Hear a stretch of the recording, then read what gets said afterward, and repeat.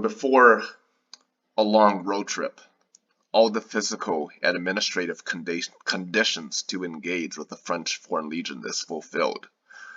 We believe we will quickly pass a battery of physical tests and hopefully sign a 5-year contract and become the property of the Legion, La Légion étrangère. We may even study for about 3 days, cram upon these IQ psycho-technical tests, just to increase our chances.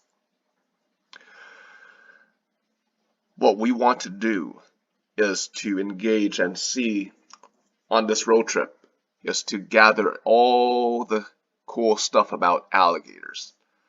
Because we'll tell you what, if we drop out in France, we'll come right back and we're getting out of Florida. We'll be swinging over to the great area of Nevada, Arizona, Utah, Colorado, and California for the sake of the Pacific Coast and Huntington Beach, I think.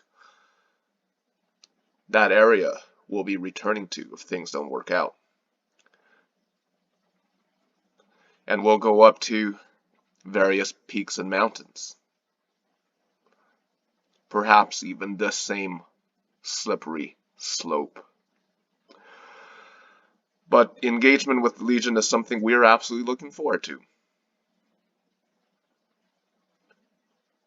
And one thing we want to discuss here is looking at some of the videos posted by other foreign legionnaires. I mean, not other foreign legionnaires, but there's a former U.S. Marine, former U.S. MC. Apparently, they did 2 years with La Légion étrangère. It is unclear to us whether or not did they leave, quote unquote desertion. Did they finish? Are they in the Legion now? We are not clear. Are they currently in the Legion? But they go on about these long videos, which we have a hard time watching because we are extremely attention intolerant. They mentioned something about the desertion, the facts of desertion in the Legion, and based on their analysis, no one really goes after you if you desert, based on their testimony. And apparently that they talked about the various differences. But what we want to pivot to now is that the myth of the Legion. Even other military elite units, so there's this idea that desertion is high. But the Legion doesn't get the best of the best of the best, sir. Neither do we believe that the Marines get that. And why? Because people, units, organizations, from corporations to military units, they merely get the willing. They will not necessarily get someone, a YouTube star, doing 100 pushovers. There's this maneuver where you don't do a full dead hang pull up, which we're do 8 at a time. Dead hang pull up, after the chin up, they push over. They pushed over. It becomes a pull up transitions into a bar push up essentially. We're not even going to try that ever. But the Legion, the idea that they get the elite super soldiers, that is a myth.